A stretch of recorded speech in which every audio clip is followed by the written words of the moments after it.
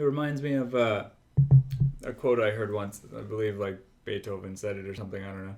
No, it's something like if you want to experience music, you should put your head like up to the amplifier and just like make yourself deaf with it. And that's the only way to truly experience it, sort of thing. Pretty sure Beethoven didn't have amplifiers. Or he did, and that's why he's deaf.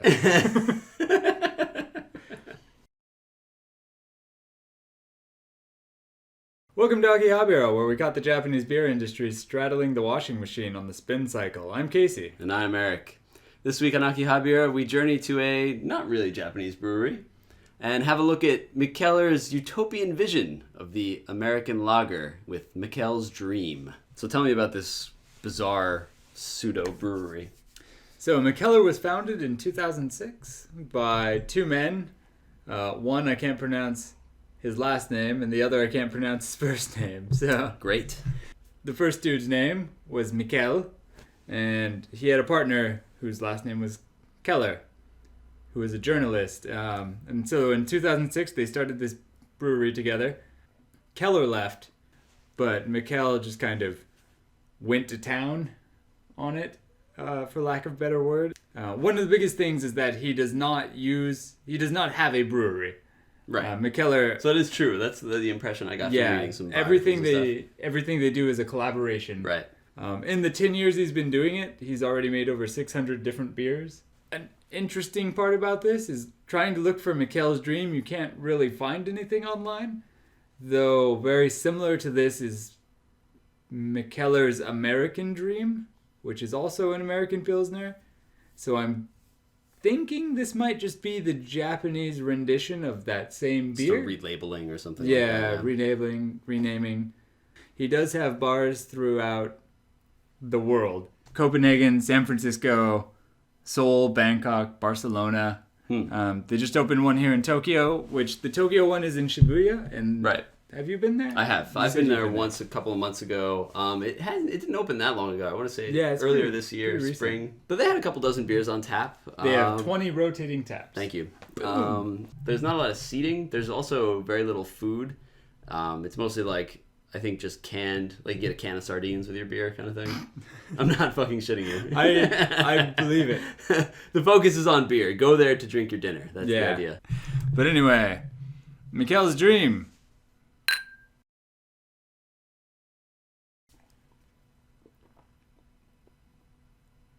The fantasy that Mikkel imagines for American Pilsners, like, I want to live in that America. This tastes like an IPA to me. Yeah, I don't get a Pilsner at all out of this. It's hoppy, it's citrusy. There is something that's a little bit off from a standard IPA. I can't put my finger on it. It's not exactly the same. But this doesn't taste like a Pilsner at all, and I love it. Balances out the dog. Having actually just read the label on this, apparently this is a Japanese-only brew. We don't know what the difference is between this and the regular, what's the other one called? The Mikkeller's American Dream. So it could be just like a very slightly different hop or different ratio of different hops, or who knows what this could be. But it says on the label it's a Japan-only brew. You know what? Now that I think about it, because Pilsner is a Czech style of beer. Oh, yeah. And so this is kind of like a merging. We may have gone about this all wrong at this point. It's too late. We can't go back. But, you know, like a Pilsner is a Czech-style beer. I didn't think originally, about that. And so this is like kind of what America has done to the Pilsner is to abuse it and turn it into lemonade with Budweiser and stuff. But, you know, this is kind of like an alternate reality in which the craft beer boom happened before we imported the Pilsner style.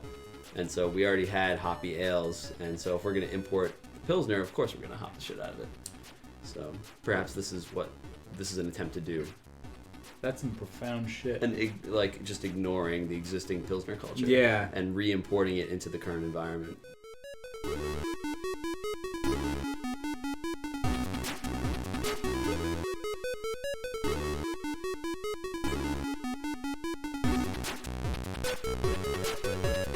Thank you for joining us. If you like what you saw, you can like again. I like it. You can double like it in a more profitable way for us. You can express that like by pressing that thumbs up button. Don't forget to check out our Twitter. The last couple weeks we've had quite a few interesting beers go up there.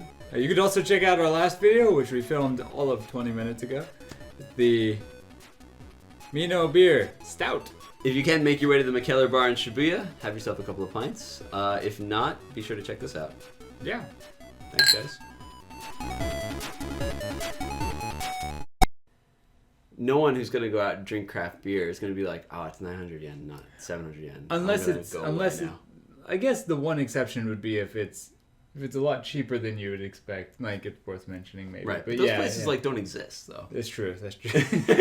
Yeah. In the fantasy land in my head. Which is why it would be great. That's just why it's worth mentioning, because it's not a real thing.